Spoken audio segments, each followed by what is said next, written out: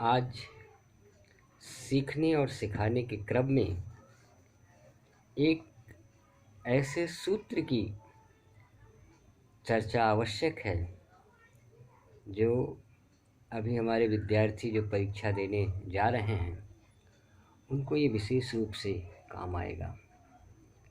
वो सूत्र है यू ई ई एस और यस। यू के संदर्भ में लिखा है यूनिवर्सल। यूनिवर्सल मीन्स सभी जगह, सार्वभौमिक, मैदानी क्षेत्र से लेकर पहाड़ी क्षेत्र तक, सरल से लेकर सुगम स्थानों तक। कहने का अभिप्राय यह है कि यूनिवर्सल जो सभी जगह व्याप्त है। तो एक शब्द आया यू, दूसरा शब्द है ई फॉर दिया है एलिमेंट्री। एलिमेंट्री को लिखा है प्राथमिक, तात्विक, मतलब सिद्धांत के उन प्राथमिक चीज़ों को ध्यान में रखना, उसके तत्वों को सामने रखकर योजनाओं के अनुसार अपनी प्लानिंग को बनाना। तो पहला ई का संदर्भ यही है। दूसरा ई है एजुकेशन। हम जानते हैं कि एजुकेशन का संदर्भ जो है वो टीचिंग एंड लर्निंग से जुड़ा हुआ है। बीएड के बच्चे, प्रशिक्षु बच्चे इसे बेहतर समझते हैं।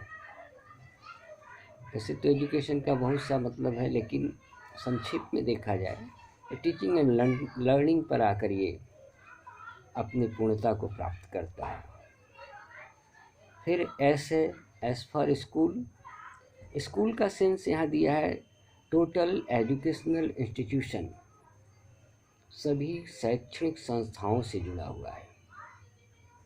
और एक एस है सिस्टम। सिस्टम के लिए कहा जाता है कि system is essentially network of interactive relationship. व्यवस्थाएं आवश्यक रूप से अंतःक्रियात्मक संबंधों के जाल होती हैं। ये जो 5 शब्द हैं यू ई एस और S, universal, elementary, education, school and system, इन सब के भावार्थ में जाकर, इन सभी के सिद्धांतों पर जाकर हम शिक्षा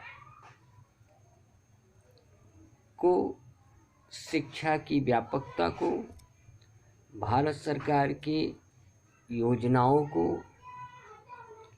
विस्तार से समझ सकते हैं।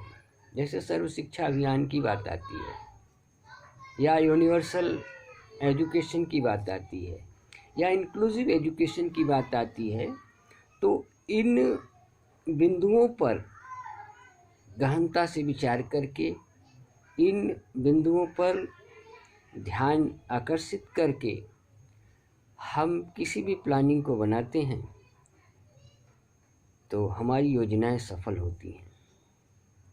इसलिए इस सूत्र को सभी को जानना आवश्यक है। ओके, धन्यवाद।